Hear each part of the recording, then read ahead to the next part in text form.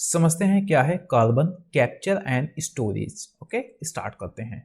So carbon capture and storage is a technology that aims to mitigate green house gas emission by capturing CO2। CO2 क्या है? हमारी एक green house gas है, ठीक है ना। तो जब अगर इसको कैप्चर कर लोगे तो ग्रीन हाउस गैस का जो एमिशन है वो कम हो जाएगा, ठीक है ना। Produced from the various industrial process. CO2 कहाँ से निकलती है? बहुत से जो इंडस्ट्रीज होती हैं वहां से निकलती हैं, तो वहां से इसको कैप्चर करेंगे। Then storing it in geologic formation और अदर सुटेबल स्टोरेज मीडियम, ठीक है ना।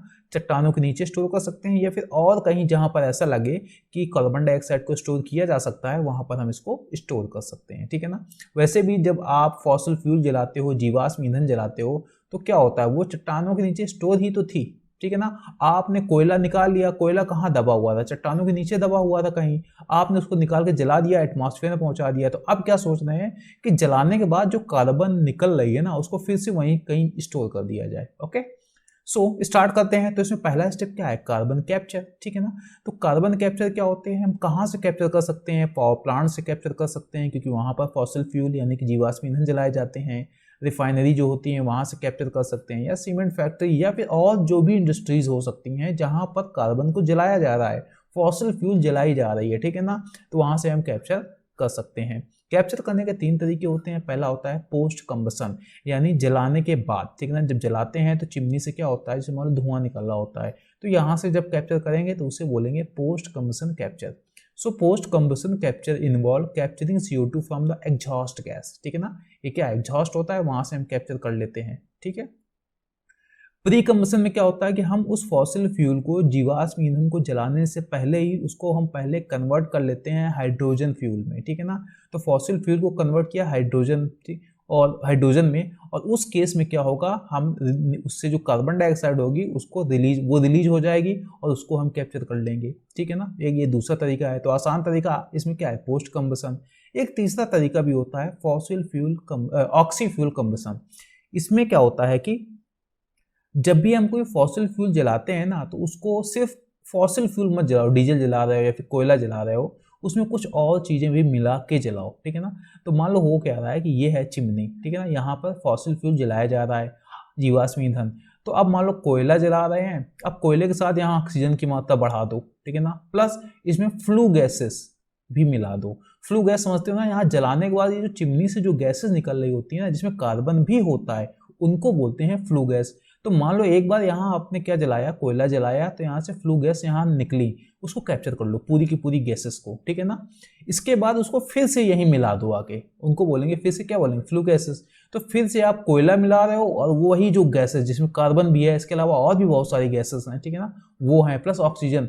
अब दोबारा जब इसको यहाँ से जलाओगे तो यहाँ से बहुत ही कंसंट्रेटेड तरीके से कार्बन डाइऑक्साइड निकलना स्टार्ट होगी, क्योंकि कोयले से जो निकलनी चाहिए वो निकली रही है, वो ठीक से जलाया भी जा रहा है, क्योंकि ऑक्सीजन की यहाँ पे सप्लाई बढ़ा दी गई है। साथ में इसमें जो ऑलरेडी इससे पहले जो निकल रही थी फ्लू गैसेस, जो कार्बन थी, वो भी इसमें मिली हुई थी।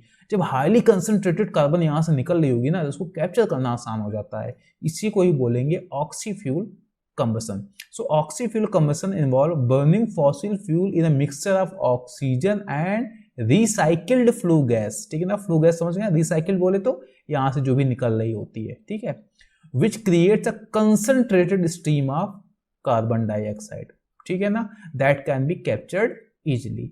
आगे समझते हैं। अब कैप्चर हो गई तो दूसरा काम क्या होगा? इसको ट्रांसपोर्ट करना। तो once captured the CO2 needs to be transported to the storage site, ठीक है ना, जहां पर इसको स्टोर करना है वहां तक पहुंचाना होगा। पहुंचाने के कई तरीके हो सकते हैं, गाड़ियां हो सकती हैं, लॉन्ग अगर डिस्टेंस दूरी तक ले जाना है तो पाइपलाइन एक भी तरीका हो सकता है, जहाज़ों के द्वारा भी इसको ट्रांसपोर्ट किया जा सकता है, ठीक है ना। So pipelines are the most effective and efficient way of transporting CO2 over a long distance. मान लो आपका 500 किलोमीटर ले जाना है, तो गाड़ियों से अगर ले जाओगे तो बहुत महंगा पड़ जाएगा, तो एक पाइपलाइन एक बार बिछानी पड़ेगी और हमेशा उसकी सप्लाई करते रहो, ठीक है ना।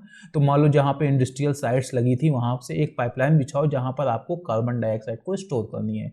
यहाँ पर जो भी कार्बन कैप्चर कर रहे हैं उसको उस पाइपलाइन से पहुँचाते जाओ और वहाँ पहुँचाओ जहाँ पर इसको स्टोर करना है। ओके, दूसरा तरीका क्या होता है? शिप्स के द्वारा भी इसको स्टोर किया जा सकता है। अगर जहाँ से कार्बन निकल रही है और जहाँ पर इसको स्टोर करना है उसके बीच में क्या है, मान लो समुद्र पड़ रहा है, ठीक है ना, तो फिर क्या हो सकते हैं, शिप्स का यूज किया जा सकता है, क्योंकि शिप्स के द्वारा भी बहुत ज़्यादा महंगा नहीं पड़ता है ट्रांसपोर्ट करना। ओके, आगे हम स्टोरेज की बात करें तो स्टोर कहाँ किया जा सकता है। Carbon storage involve storing the captured carbon in geologic formation. जो चट्टानें होती हैं ना, चट्टानों से ही इसको निकाला गया था, अब क्यों ना हम इसको चट्टानों में ही स्टोर कर दें। So depleted oil and gas reservoir, oil and gas जब जला रहे हो तभी कार्बन डाइऑक्साइड निकल रही है, क्यों ना अब वहीं पर हम स्टोर करें। मान लो ये क्या थी, ये पूरी चट्टान थी, ठीक है ना, यहाँ से आपने क्या निकाला, ऑयल और गैस को निकाला, यहाँ पर इंडस्ट्रीज में उसको जलाया, जलाने के बाद क्या करो, इसको कैप्चर करके फिर यहीं पर स्टोर कर दो। ओके, तो ये हो गया। सैलीन एक्यूफायर्स, जो सैलीन जो होते हैं ना, जो बोले तो एक्यूफायर बोले तो जल स्रोत होते हैं, ठीक है ना, खारे पानी के, क्योंकि फ्रेश वाटर नहीं है तो इसका हम यूज कर नहीं सकते हैं। तो सैलीन एक्यूफायर्स पता है कहाँ मिलते हैं, या तो समुद्र के किनारे जो रीजन्स होते हैं वहां मिल जाएंगे, ठीक है ना, चट्टानों के नीचे खारा पानी मिलेगा, या फिर बीच जो मैदान होते हैं, ठीक है ना, जो पठार होते हैं, प्लेट्यूज होते हैं, वहां भी पा सकते हैं, लेकिन गहराई में। जब नीचे जाएंगे तो पहले फ्रेश वाटर मिलेगा, फिर और नीचे यहाँ पर सैलाइन फॉर्मेशन मिल सकते हैं, ठीक है ना। यहाँ पर क्या है, इम्परमिएबल चट्टान होगी, अपारगम। तो क्या करो, इनको यहाँ स्टोर कर दो। तो जब यहाँ पर स्टोर करोगे तो ऊपर आ ही नहीं पाएंगे, ठीक है ना, क्योंकि यहाँ बीच में क्या है, इम्परमिएबल बोले तो अपारगम चट्टान है, तो यहाँ पर आप स्टोर कर सकते हो, ठीक है ना। इसके अलावा क्या होता है, चूंकि हम सैलीन जो वाटर होता है इसकी दुनिया देश में समुद्र में भरा पड़ा है, इसका यूज भी नहीं कर सकते हैं, तो कम से कम बीच में क्या है, इम्परमिएबल अपारगम चट्टान है, तो जो फ्रेश वाटर है उसको नुकसान नहीं होगा। इसके अलावा ऐसी बहुत सारी कोल सीम है जहाँ पर कोयला खोजा गया है लेकिन इसको माइनिंग नहीं हो पाई है, ठीक है ना, तो वहाँ भी इसको स्टोर कर सकते हो। ओके, इसके अलावा CO2 can also be stored in the other form such as mineral carbonation which involve reacting CO2 with minerals to form stable carbonates, ठीक है ना। CO2 को क्या करो, रिएक्शन करवाओ मिनरल, कुछ मिनरल्स के साथ, ठीक है ना, और उनको कार्बोनेट्स में कन्वर्ट करके उसको स्टोर कर सकते हो, ठीक है ना। जियोलॉजिक स्टोरेज क्या होता है, यानी ये जो होता है हमारा चट्टान को जो नीचे स्टोर कर रहे हैं उसको बोलेंगे जियोलॉजिक स्टोरेज, ठीक है ना। ये चट्टान हमारे ये ऑयल एंड जो गैस के रिजर्वायर हो सकते हैं, कोयल जो सीम हो सकती हैं जहाँ कोयला पाया गया था, ठीक है। Geologic storage is considered the most viable option for long term storage, ठीक है ना। अगर आप ऊपर कहीं स्टोर करोगे तो फिर दिक्कत हो जाएगी, इसको जब गहराई में एक बार पहुंचा देते हो ना, उसको क्लोज कर देते हो, लॉक कर देते हो, ठीक है ना, ट्रैप कर देते हो, तो लंबे समय तक 1000 साल तक स्टोर मतलब स्टोर रह सकती है वो। So the storage site needs to be carefully selected to ensure CO2 remains trapped underground and does not leak back to the atmosphere. Okay?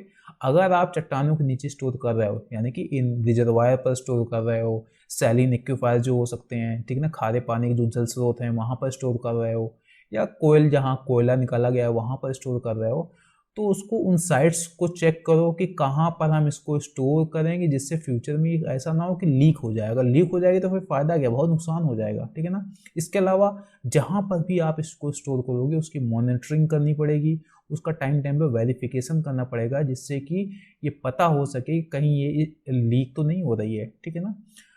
तो ये है पूरा स्टोरेज की मैकेनिज्म। तो मेनली कहाँ पर स्टोर किया जा रहा है, जियोलॉजिक स्टोरेज, जियोलॉजिक चट्टानें जो होती हैं, भूगर्भीय चट्टानें होती हैं, वहां पर स्टोर किया जाएगा। ओके, इतना आसान काम नहीं है, बस कॉन्सेप्ट ठीक है, हो सकता है आगे चलकर टेक्नोलॉजिकल इंप्रूवमेंट हो, नई नई तकनीकी आए तो ये काम आसानी से किया जा सके। Okay, benefits and challenges. Benefit तो वही होगा कि जो CO2 गैस का एमिशन है वो कम होगा, तो ग्रीन हाउस जो इफेक्ट है वो कम हो जाएगा। ओके, इसके अलावा जैसे बहुत सारे, जैसे पेरिस जो कन्वेंशन है तो वहाँ पर टारगेट्स रखे गए हैं, ठीक है ना, जो कि हमें हर एक कंट्री को INDC डिक्लेयर करना पड़ता है कि किसी भी तरीके से हमें कार्बन डाइऑक्साइड का जो बोलते हैं एमिशन है वो कम होना चाहिए, तो वो टारगेट्स को पाना आसान हो जाएगा, ठीक है ना, क्योंकि अब हम क्या करेंगे, कार्बन को कैप्चर करके इसको एटमॉस्फेयर में ना छोड़ के इसको स्टोर कर लेंगे। ओके, तो मेनली इसमें क्या है, मेनली वही है कि ग्रीन हाउस जो गैस है, ठीक है ना, या ग्लोबल वार्मिंग है या तो क्लाइमेट चेंज है, उससे हम आसानी से निपट सकते हैं। लेकिन समस्या क्या होती है, पैसा कहाँ से आएगा, ठीक है ना, बहुत सारे टेक्निकल चैलेंजेस भी होंगे, उतनी ऐसी इफिशियंट टेक्नोलॉजी कहाँ से आएगी कि जिस तरीके से हमने कार्बन निकाला और बहुत ही इफिशियंटली उसको स्टोर करे, ठीक है ना, बहुत ज़्यादा महंगा भी ना पड़े, high capital and operational cost इसमें आ सकती है, ठीक है ना।